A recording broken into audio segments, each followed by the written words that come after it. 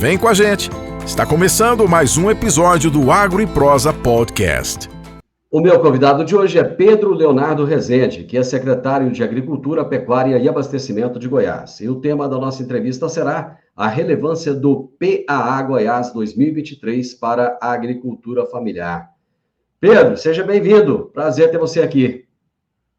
Muito bom dia, Divino. Obrigado mais uma vez pela oportunidade de trazer aqui algumas informações sobre essa política pública que tem sido essencial para apoiar principalmente os produtores da agricultura familiar no momento da comercialização dos seus excedentes. Pedro, o que é PAA? O que significa? Exatamente, Divino. PAA é uma política pública, é o Programa de Aquisição de Alimentos do governo do estado de Goiás, onde a nossa principal intenção é que o governo do estado de Goiás irá realizar a compra de toda a produção da agricultura familiar, realizando a imediata doação de toda essa produção às entidades filantrópicas de interesse público que atendem as pessoas em situação de vulnerabilidade social e insegurança alimentar. Então, o programa tem essa intenção de apoiar esses dois segmentos, os produtores da agricultura familiar e as entidades que vão atender as pessoas em situação de insegurança alimentar, que irão receber, em forma de doação, toda essa produção. E o aspecto importante, Divino, é que para o produtor da agricultura familiar é uma política pública extremamente importante, porque muitas vezes a grande dificuldade do produtor da agricultura familiar é comercializar a sua produção a preços adequados, a preços que justifiquem os investimentos. Muitas vezes os produtores eles se veem reféns de atravessadores ou precisam comercializar os seus produtos em feiras municipais, muitas vezes a preços irrisórios. Então, o PAA é uma política pública consistente no sentido de permitir, inclusive, ao produtor que ele possa se planejar, fazer um planejamento produtivo com a segurança de saber quanto que ele vai auferir com a venda de toda essa produção. Ele vai permitir ao produtor realizar os investimentos já com a perspectiva de garantia de venda desses produtos dentro do PAA, dentro do Programa de Aquisição de Alimentos. Pedro, hoje é quinta-feira, mas o prazo para essa inscrição se encerrou na última terça-feira. E eu tenho certeza que muita gente, às vezes, não teve a possibilidade ou não ficou sabendo. Você acha que existe alguma possibilidade de prorrogação desse prazo da inscrição? Com certeza, Divino. Na verdade, a nossa determinação que nós recebemos do governo do estado de Goiás é que a gente possa atender todos os municípios, que a gente possa atender todos os produtores da agricultura familiar com essa e com tantas outras políticas públicas que a gente pretende cada vez mais intensificar para apoiar esse segmento que é tão importante para os resultados econômicos do estado de Goiás. Como você colocou, o prazo ele se encerrou na última terça-feira, mas a nossa intenção é que, havendo o maior número de produtores interessados, a depender do volume de cadastramentos, a gente tem a intenção de prorrogar esse edital e, se for o caso, a gente até vai aditivar os recursos necessários para que a gente possa atender o maior número possível de produtores da agricultura familiar. Você tem o número de quantos produtores familiares a gente tem em Goiás? Na verdade, essa é uma pergunta extremamente pertinente. As rurais do estado de Goiás são caracterizadas como sendo da agricultura familiar.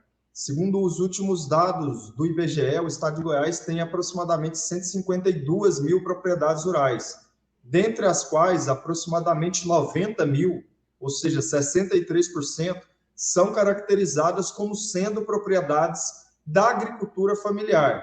E esse segmento é extremamente importante, inclusive, para o abastecimento dos principais itens que compõem a cesta básica. Ao apoiarmos o produtor da agricultura familiar, o principal beneficiado é o consumidor, é a dona de casa, são as pessoas que vão adquirir esses produtos a preços mais adequados. Apoiando a agricultura familiar, a gente aumenta a oferta desses alimentos no mercado. Aumentando a oferta, a tendência é que haja uma redução dos preços aos consumidores, permitindo que o maior número de pessoas possam acessar esses alimentos a preços mais adequados. Qual é o número de produtores que deve ser selecionado para participar desse programa?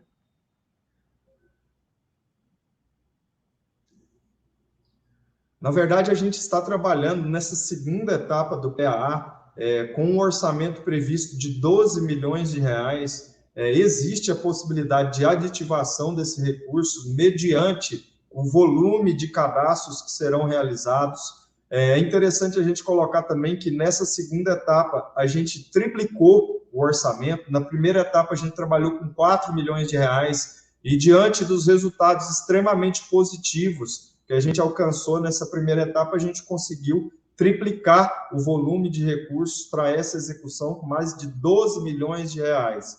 Mas a nossa intenção é de que cada vez mais a gente possa intensificar o PAA e tantas outras políticas públicas, considerando a importância desse segmento para o estado de Goiás, para o abastecimento, para a segurança alimentar. A gente está falando aqui de itens da cesta básica, mas eu acho que o grande exemplo que reflete a importância desse segmento é o leite, esse alimento extremamente nobre, extremamente importante para tantos consumidores, que talvez nem todos saibam, é que a maior parte de todo o leite que é produzido no estado de Goiás provém da agricultura familiar. Aproximadamente 52% de todo o leite produzido no estado de Goiás vem desse segmento. Então, esse é mais um indicador que reflete a importância de políticas públicas concretas que possam auxiliar esses produtores rurais nas suas atividades. Muitas vezes, Pedro, esses pequenos produtores, eles se esbarram na burocracia. O que vocês fizeram para facilitar a entrada desses produtores no programa, esvaziando um pouco dessa burocracia que, na maioria das vezes, é desnecessária? Exatamente, Divino. Na verdade, eu vejo duas grandes dificuldades. Além da burocracia, também a falta de informação. Muitas vezes esse segmento não tem sequer o conhecimento das políticas públicas que existem e que estão disponíveis para apoiá-los na sua atividade. Então, o nosso desafio, enquanto poder público, além de desburocratizar o acesso a essas políticas públicas, é também levar as informações, as orientações. A gente, inclusive, no PAA, fez um trabalho muito direcionado à mobilização, à orientação, à sensibilização desses produtores para que eles pudessem ter acesso às informações.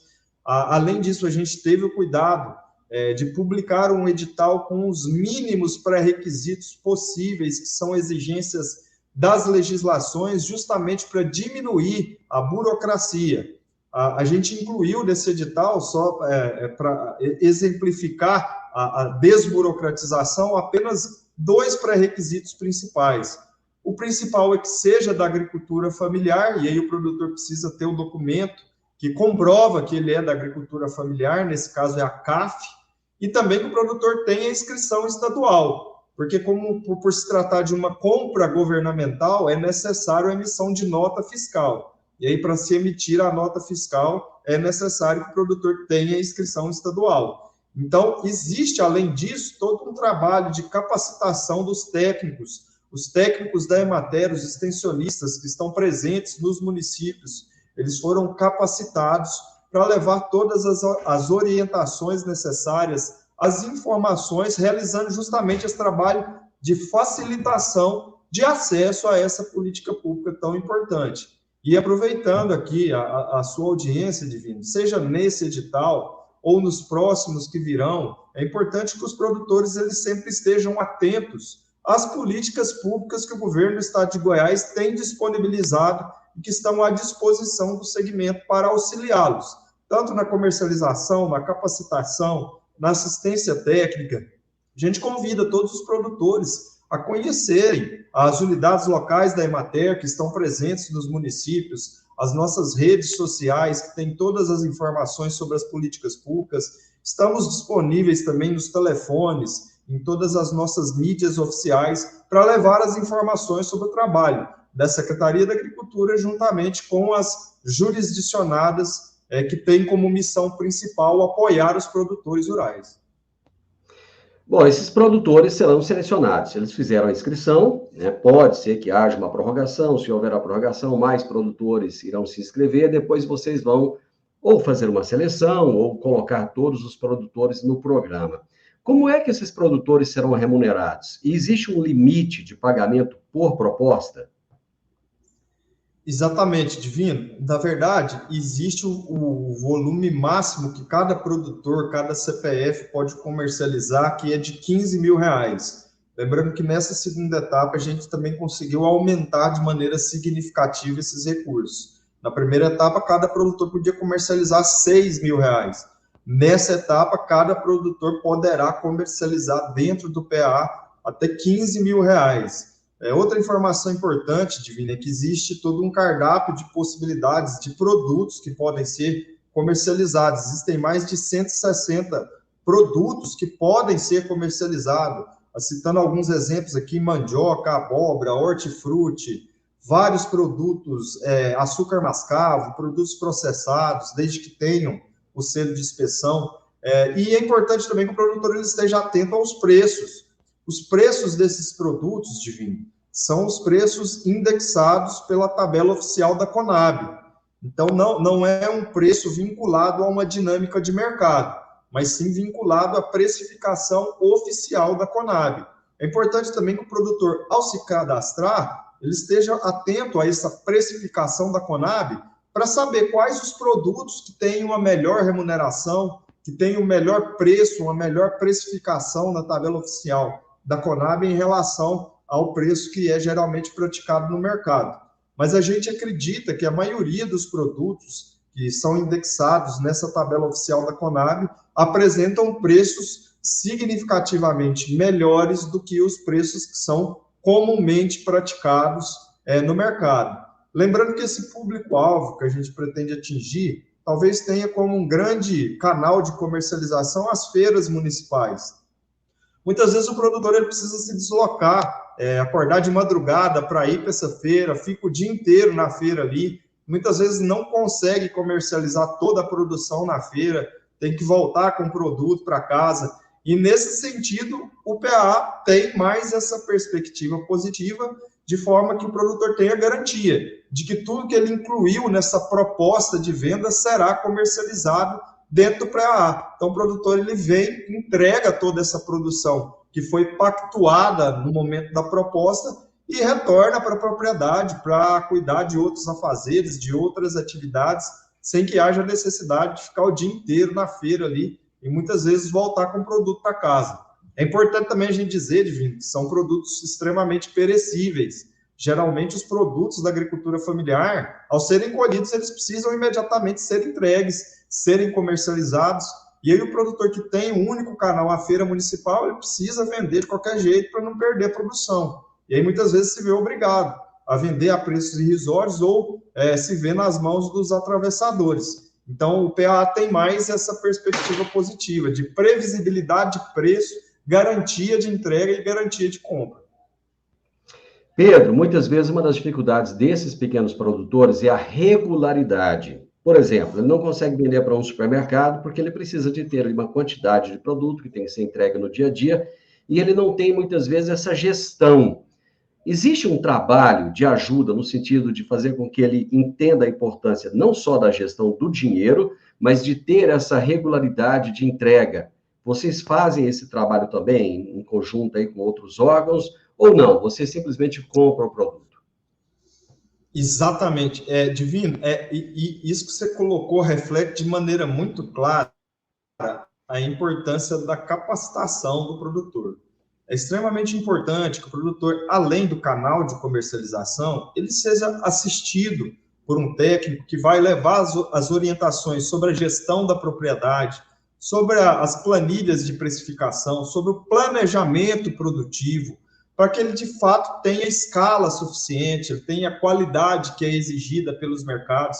Nesse sentido, o esforço do governo do Estado de Goiás tem sido no sentido de levar o trabalho de assistência técnica através da Emater, que vai levar toda a capacitação, toda a orientação produtiva, de forma que o produtor possa se planejar em todas as fases da cadeia produtiva, desde o momento de implantação, dos preparos, dos tratos culturais, o manejo das pragas e das doenças, até o momento de comercializar. A comercialização é apenas uma das fases de toda a cadeia produtiva. Mas a nossa preocupação é auxiliar esse produtor em todas as fases dessa cadeia, de forma que ele possa se planejar e ter efetivamente o resultado que ele precisa com relação à renda dessa unidade produtiva. Vocês fazem essa aquisição dos alimentos e existe a OVG, né, que é a Organização dos Voluntários de Goiás, que vai fazer o cadastro de quem vai receber esses alimentos. Quem são essas entidades que são cadastradas pela OVG e de que maneira é feita essa distribuição? Muito bem lembrado, Divino. Na verdade, como a gente havia colocado, o PAA tem essa intenção também de auxiliar as pessoas em situação de insegurança alimentar que serão atendidas por essas entidades filantrópicas de interesse público cadastradas pela Organização das Voluntárias de Goiás, que é a OVG. Na verdade, a maioria dos municípios de Goiás tem entidades que estão habilitadas e cadastradas pela OVG, estão aptas ao recebimento de toda essa produção que será adquirida pelo governo. Mas mesmo o município que não tiver essa entidade cadastrada na OVG, ficará a cargo das prefeituras municipais indicarem, e essa é uma responsabilidade das prefeituras, indicarem essas entidades que estarão aptas ao recebimento de toda essa produção. Mas a gente tem reforçado cada vez mais, Divino, a importância de que essas entidades procurem a OVG para realizar o cadastramento, para que elas possam ser apoiadas não só através do PAA, mas de tantas outras políticas públicas de apoio social que são coordenadas pela OVG. É importante que a OVG ela tenha essa ação articulada com essas entidades que assessoram essas pessoas em situação de vulnerabilidade social. Então, a gente orienta cada vez mais essas entidades a buscarem a OVG para providenciar esse cadastramento. E aí a gente está falando de, apenas a título de exemplo, de asilos, de escolas ou de centros de apoio a dependentes químicos, várias entidades que prestam apoio às crianças, aos menores em situação de exposição social. Essas entidades estão aptas ao cadastramento na OVG, e a partir daí elas estarão aptas a receber não só o PAA, mas tantas outras políticas públicas que são coordenadas aí pela Organização das Voluntárias de Goiás. Você falou do valor que foi colocado este ano, que ele é muito maior do que na edição anterior. O que mais difere essa edição da edição ou das edições anteriores? Tem alguma coisa a mais que foi mudado? Divina, é importante a sua pergunta, até para a gente tentar clarear a participação dos produtores. Existe o PAA estadual, que é esse que está em execução, existe também o PAA federal, que inclusive o governo federal já tem sinalizado que pretende intensificar cada vez mais o PAA federal. A participação do PAA estadual, ela não impede que o produtor participe do PAA federal. Muitas dúvidas têm nos chegado nesse sentido. Inclusive, é desejável que esse produtor participe das duas modalidades, tanto o federal quanto o estadual, de forma que ele poderá comercializar R$15 mil no estadual e R$15 mil no PAA federal, totalizando aí R$30 mil. Isso faz toda uma diferença na renda dessa unidade produtiva. Outra pergunta que é recorrente, Divino, se você me permitir aqui, muitas pessoas têm nos procurado questionando se a participação do PAA impede que esse produtor receba outros benefícios sociais, como, por exemplo, Bolsa Família. Não há nenhum impedimento ao produtor que recebe Bolsa Família participar do PAA, ou não há nenhuma questão de forma que o produtor que participe do PAA ele fique impedido de receber outros benefícios. Pelo contrário, é desejável que esse produtor ele receba ali uma cesta de benefícios, de forma que ele possa realmente ter o resultado de renda e de dignidade que ele precisa na sua atividade produtiva. O grande diferencial do PAA estadual com relação ao PAA federal é que o PAA federal ele prioriza as entidades, as associações, as cooperativas de produtores, enquanto que o PAA estadual ele está direcionado ao CPF. ao indivíduo. Então, os produtores, de maneira individualizada, através do CPF, podem e devem participar do PA estadual, enquanto que o federal ele é mais direcionado às associações, às formas coletivas e às organizações formais dos grupos de produtores, sejam cooperativas ou associações de produtores. No final das contas, Pedro, qual é o impacto que vocês esperam que esse PA tragam, não só para as famílias carentes, mas para a agricultura familiar como um todo, né? E de que maneira isso pode impactar positivamente na luta contra a fome no Estado?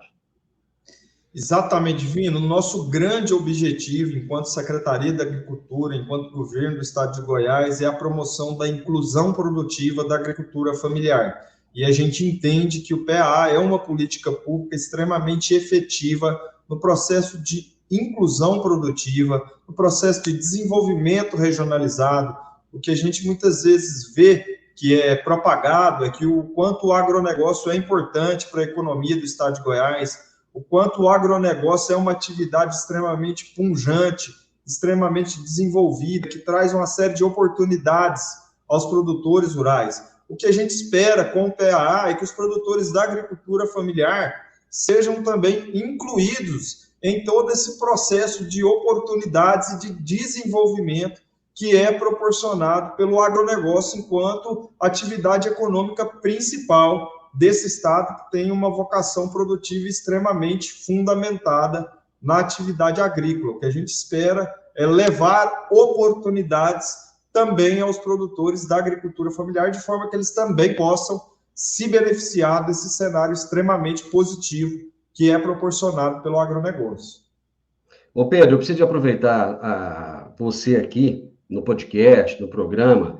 Eu fiquei sabendo que vocês estão criando um polo de fruticultura no estado de Goiás. Eu gostaria de saber como é que está a implantação desse polo, em que região que será essa implantação e quais são as frutas que deverão ser produzidas.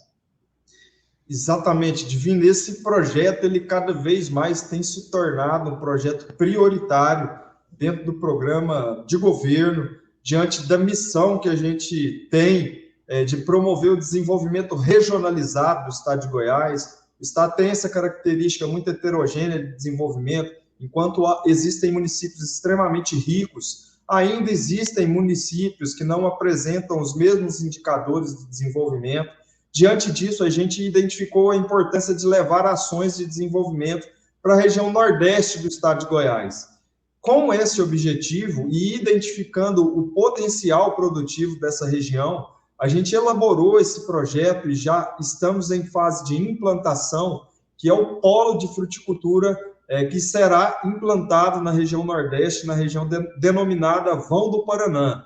A gente identificou ali todas as características agronômicas extremamente favoráveis ao cultivo das frutas. Além disso, essa região tem uma caracterização muito própria, que ela é caracterizada predominantemente por propriedades pequenas, principalmente assentamentos rurais. Além disso, existe toda uma oportunidade de mercado dessa região devido à proximidade com o mercado consumidor de Brasília e de Goiânia, que são os principais polos consumidores de frutas. A maioria das frutas consumidas em Brasília e em Goiânia, elas vêm de outros estados, muitas vezes até de outros países. Então, identificados com essa oportunidade de mercado, a gente já está iniciando agora a implantação dos primeiros 150 produtores lá na região do Vão do Paraná. Eles inicialmente vão cultivar manga e maracujá. São propriedades de aproximadamente 4 hectares. A gente pretende trabalhar com 2 hectares de manga e 2 de maracujá. Esses primeiros produtores vão receber os kits de irrigação através de uma parceria entre o governo federal e o governo do estado de Goiás. Eles vão receber o assessoramento técnico, as ações de capacitação. E a nossa preocupação também, Divino, é fazer um trabalho de conexão entre esses produtores rurais com o segmento comercial, com os players desse mercado que vão poder adquirir toda essa produção nesse momento inicial de manga e de maracujá. A nossa intenção é exatamente essa, promover o desenvolvimento dessa região que tem todas as características de temperatura, regime de chuvas, vantagens comerciais, vantagens logísticas, e é o público prioritário que a gente pretende atingir. A nossa intenção é que esse polo de fruticultura consolide o estado de Goiás como um dos maiores produtores de frutas do Brasil, tendo em vista que a nossa intenção é expandir esse projeto para outras regiões do estado de Goiás. Muitas vezes o gargalo está não na produção, porque isso o produtor sabe fazer, ele sabe produzir, mas está na comercialização, ele não sabe como colocar isso no mercado, de que forma vai colocar. Esse canal de comercialização, vocês vão fazer esse meio de campo para que o produtor possa produzir e entregar essa produção?